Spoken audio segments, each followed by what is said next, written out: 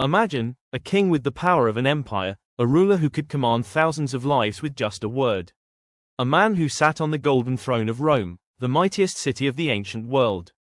But what happens when such power turns into madness? What happens when the king himself becomes the greatest enemy of his own people? This is the haunting story of Emperor Nero, the man history remembers as the Mad King. Rome, the eternal city, stood as a symbol of strength, glory, and civilization. Its marble temples, bustling markets, and towering palaces reflected the pride of the empire. But one night, everything changed. A fire erupted in the heart of the city. Flames reached high into the sky, smoke covered the moon, and the cries of the people echoed through the streets. Families ran for their lives, mothers clutched their children, and thousands were trapped in the inferno.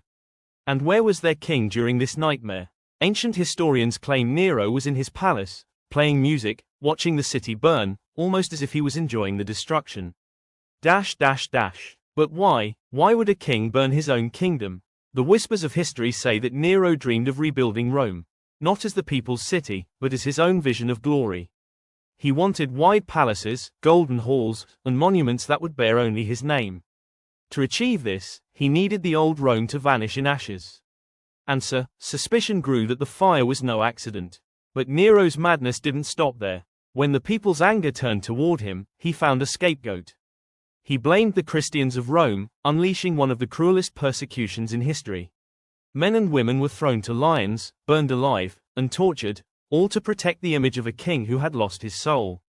For years, Nero's reign was filled with terror. He killed his own mother, executed senators, and silenced anyone who dared to question him. The empire that once stood proud began to tremble under the weight of his cruelty. But madness cannot rule forever. Eventually, Rome itself rose against Nero. Betrayed by those closest to him, hunted by his own gods, the once mighty emperor found himself alone, abandoned, and powerless. On that final day, with no one left to protect him, Nero uttered his last words, "What an artist dies in me." Then, he ended his own life. Thus ended the rule of the Mad King, the man who had burned his own kingdom for his selfish dreams. Rome survived, rebuilt stronger than before. But Nero's name was cursed forever, remembered not as a king, but as a warning, that when power turns into madness, even the greatest throne crumbles to dust. Right finger if you found this story powerful, don't forget to like, share, and subscribe, and tell us in the comments. Do you think Nero truly set Rome on fire, or was he just a victim of history's judgment?